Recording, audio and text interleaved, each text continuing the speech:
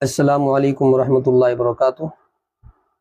عید الاضحیٰ کی نماز اور اس کا طریقہ، جس طریقے پر عید الفطر کی نماز ہوتی ہے اس کا جو طریقہ ہوتا ہے بالکل بعینہ اسی طرح عید الاضحیٰ کی نماز کا طریقہ ہوتا ہے، بس نام کا فرق ہے۔ اس عید میں عید الفطر کہا جاتا ہے اور بقرعید میں عید الاضحیٰ کا نام لیا جائے گا۔ تو نیت کریں گے ہم 2 رکعت نماز عید الاضحیٰ ما واجب 6 زائد تکبیروں کے، پڑھ واسطے اللہ تعالیٰ کے، پیچھے اس امام کے، رخ میرا کعبہ شریف کی طرف، اللہ اکبر یہ کہہ کر ہاتھ باندھ لیں گے۔ اس کے بعد ثنا پڑھیں گے امام اور مقتدی حضرات۔ پھر ثنا پڑھنے کے بعد سورہ فاتحہ شروع کرنے سے پہلے 3 زائد تکبیریں کہی جائے گی۔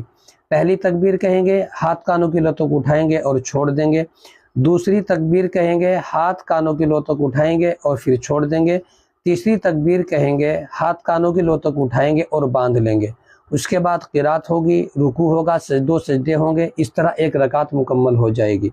دوسری رکعت میں پہلے قرات ہوگی، قرات پوری کرنے کے بعد رکوع میں جانے سے پہلے، قرات پوری کرنے کے بعد رکوع میں جانے سے پہلے 3 زائد تکبیریں کہی جائے گی۔ پہلی تکبیر میں ہاتھ کانوں کی لو تک اٹھائیں گے اور چھوڑ دیں گے۔ دوسری تکبیر میں بھی ہاتھ کانوں کی لو تک اٹھائیں گے اور چھوڑ دیں گے۔ تیسری تکبیر میں ہاتھ کانوں کی لو تک اٹھائیں گے اور چھوڑ دیں گے۔ چوتھی تکبیر جو کہی جائے گی وہ زائد تکبیر نہیں ہوگی بلکہ وہ رکوع کی تکبیر ہوگی۔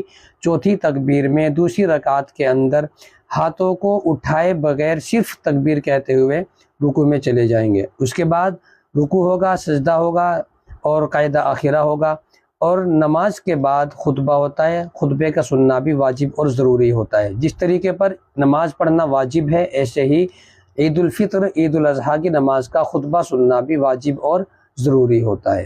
اللہ تعالی ہم سب کے عمل کو قبول فرمائے۔ اللہ تعالی ہم سب کی قربانیوں کو اخلاص کے ساتھ کرنے کی توفیق عطا فرمائے، اور اللہ تعالی ہم سب کی قربانی کو قبول فرمائے، آمین۔